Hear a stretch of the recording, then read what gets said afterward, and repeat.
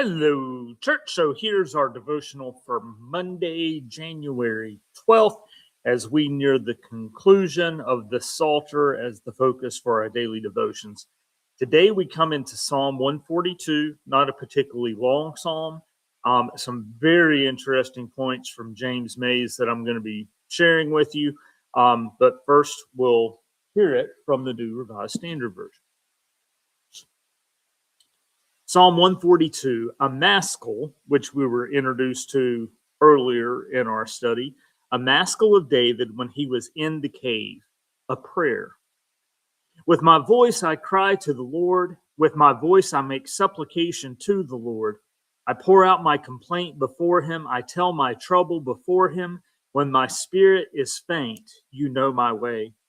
In the path where I walk, they have hidden a trap for me. Look on my right hand and see, there is no one who takes notice of me. No refuge remains to me. No one cares for me. I cry to you, O Lord. I say, you are my refuge, my portion in the land of the living. Give heed to my cry, for I am brought very low. Save me from my persecutors, for they are too strong for me. Bring me out of prison, so that I may give thanks to your name. The righteous will surround me, for you will deal bountifully with me. And from Mays, and he entitles his commentary on Psalm 142, Bring Me Out of Prison. The learned scribe who searched out the relation between the story of David and the psalm found a biographical setting for it in David's predicament when he was in a cave. This is talking about the ascription, which Mays previously had told us was very often an after addition to try to set the psalms into a specific context. Perhaps the reference is the cave of Adullam, where David fled from Gath to find refuge and was alone for a time with none to care but his God. The psalm is a prayer for help that begins with an appeal to be heard in verses 1 to 2, and a statement of confidence that the Lord knows the need in the beginning of verse 3. It continues with a description of danger and helplessness, another confession of confidence in verse 5, and concludes with pleas for help, supported by reference to need and anticipation of deliverance in praise. And that's verses 6 to 7. The one who prays in the psalm is beset by persecutors, and in his danger, he is alone. No human being offers a refuge of concern and care. The reference to prison or confinement in verse 7 is ambiguous. In the Old Testament context, it could mean the custody in which one was held before trial, which comes from Numbers 15, or being shut up in the exilic situation from Isaiah 42, so during the exile, or it could serve as a metaphor for distress, like in Psalm 88 or Lamentations 3, or as a metaphor for the bonds of death. The ambiguity may be intentional. It has certainly rendered the psalm open to use by people who are bound and shut up in all sorts of ways. The need for liberation takes many forms. The faith on which the prayer is based is stated in the confession, you are my refuge, my portion in the land of the living. The prayer declares that the attention and care and help of God will suffice where human beings fail. Now, little caveat before the final portion, which is one of my favorites. So in Old Testament history, there comes a moment when there is an apportionment of the promised land to the tribes of Israel. What Mays is going to be pointing out is that for the Levites, the priesthood who were taking care of the ark and eventually the temple, that they were not given a portion of land, but rather there was a tribute that came from all the people to provide for the Levites.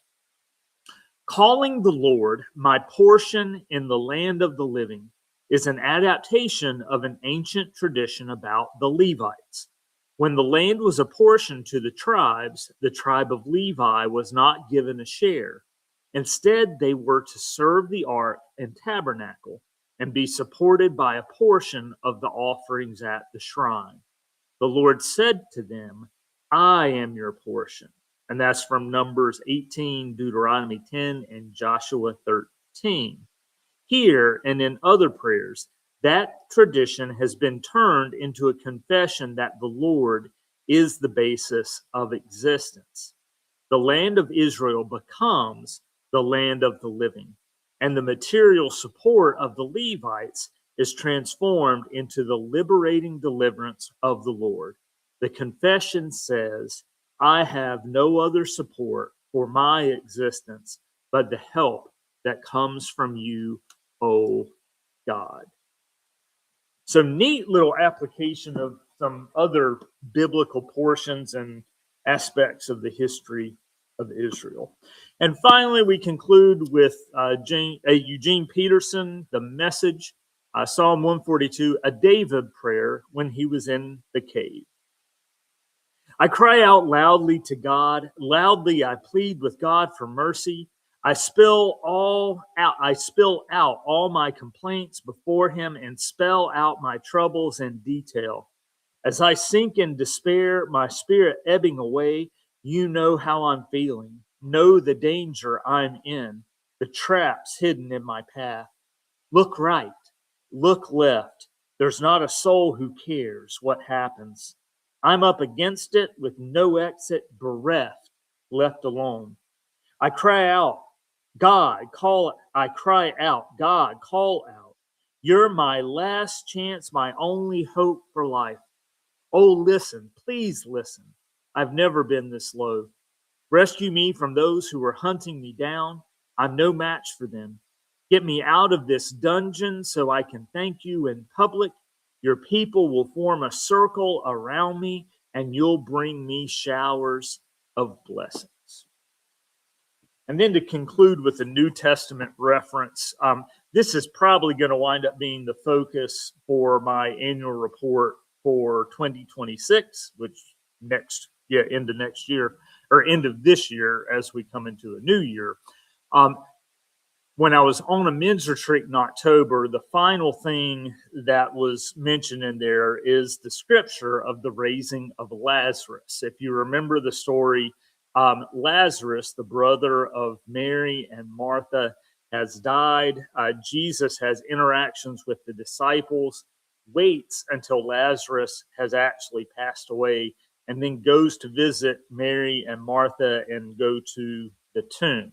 He ultimately calls Lazarus out of that tomb and then commands the people to unbind him. And that call of Jesus Christ to us, and related to James May's many forms of liberation, that call to come out of whatever it is that binds us continues with us and in our own specific situation. So that's Psalm 142. Hope you liked it. We'll be back with you tomorrow as we continue our daily devotions. See ya.